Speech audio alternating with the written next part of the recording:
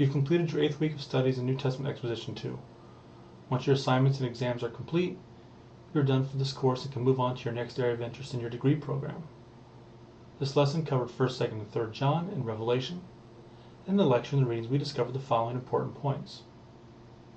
Early church tradition unanimously held that the author of 1 John was the Apostle John, the son of Zebedee, but 2nd and 3rd John were not as strongly attested. In spite of the wavering of a few, 2nd and 3rd John were received into the canon on the strength of the conviction that John the Apostle was the author. Confidence in the tradition has frequently been undermined by the claim that no explicit attribution to John as the author occurs until Irenaeus. The external data point quite early to 1st and 2nd John as coming from the Apostle. John's authorship of 3rd John, most likely due to the letter's brevity and the lack of extant patristic works, is supported less widely. But since there is evidence to assume that the letters circulated together, it is likely that 3rd John was included as well. This would be consistent with what is known of published letter collections in antiquity. Reliable historical tradition strongly suggests that John spent his latter years in Asia Minor in and around Ephesus. The apostles' move from Palestine to Asia Minor reportedly took place sometime subsequent to the Jewish rebellion in the year 66. While it's possible that some of the connections with John's Gospel and 1 John are based on common tradition, in a few places the Gospel seems to be assumed.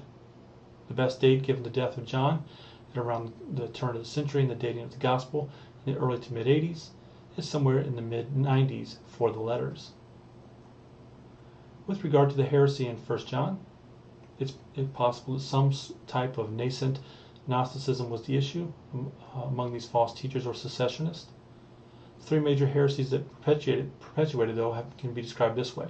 1. They flaunted a new theology that compromised the uniqueness of the person and work of Jesus Christ.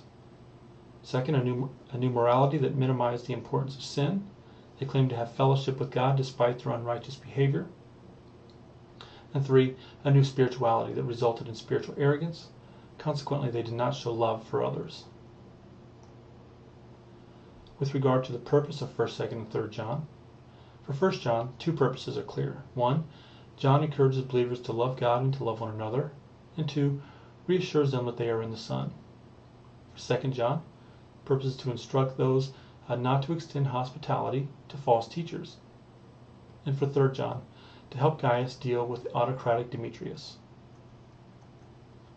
Marshall and others have pointed out 6 dimensions of love that are evident in 1 John. 1, the source of love is God.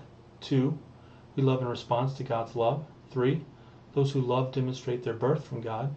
4, love is expressed in obedience. 5, it's possible for love to only be a claim.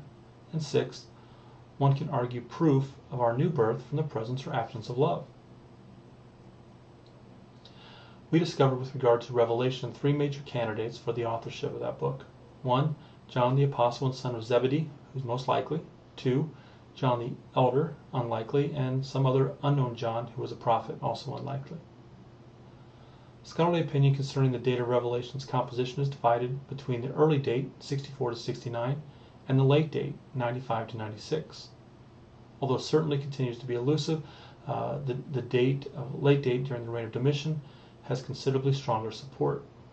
The book of Revelation provides the following internal clues regarding the date: the persecution experienced by the churches of Asia Minor, the spiritual condition of those churches, the emperor cult, the reference to the Jerusalem temple in 11:1 and 2, the Nero coming back to life myth, though not explicitly mentioned in the book, the references to Babylon in Revelation, and the 7 heads mentioned in Revelation 17:9 through 11.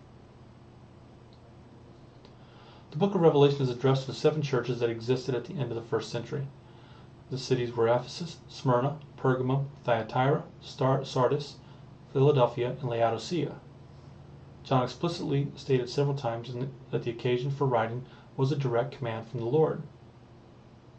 John's vision arrived at a time when the churches in Asia Minor needed encouragement to remain faithful to Christ and to endure hardships as they swam against the currents of the surrounding culture. The dominant culture was steeped in Roman paganism with its plethora of gods, and Christians represented a religious group that consisted of both Jews and Gentiles, who were Christological monotheists who refused to participate in local trade guilds or any other common pagan ritual. including participation in the imperial cult.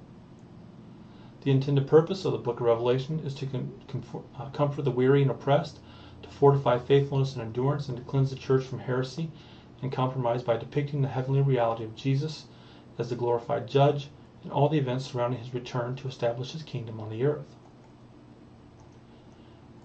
Alney defines an apocalypse as a literary work intended to interpret present, earthly circumstances in light of supernatural world and of the future, and to influence understanding and behavior of the audience by means of divine authority.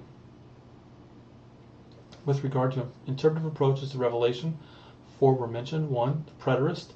The preterist position is also known as the contemporary historical, which approaches the relationship between history and the book of Revelation from the viewpoint of the events prophesied were fulfilled in the first century. Historicists. Historicists viewed the book as forecasting the course of history in Western Europe, with particular emphasis on popes, kings, and wars. Idealists. The idealist, timeless, or symbolic approach sets aside the historical question altogether by positing that Revelation is not about events in the time-space continuum, but rather symbolically portrays the spiritual and timeless nature of the battle between good and evil. And the futurist. The fourth basic approach for interpreting Revelation contends that chapters 4 through 22 refer to future events. Subtypes of the futurists would be dispensational futurists, which emphasize the pre-tribulational rapture of the church, and modified futurist, also known as historic premillennialism, and doesn't necessarily hold to the pre-tribulational rapture of the church. With regard to Revelation and its contribution to the canon, I'd highlight 3 at the end of this book. 1. The glorious return of Jesus and the Supreme King and Lord, Revelation 19:11-16. 2. The millennial reign of Christ, the defeat of Satan and the great white throne judgment in chapter 20. And 3. The restoration of all things in the new heaven and new earth in chapters 21 and 22. Well, this concludes our time together. I've enjoyed taking you through New Testament exposition in this class, and hopefully you've been able to develop a set of tools to be more equipped for interpreting the New Testament in your contemporary context.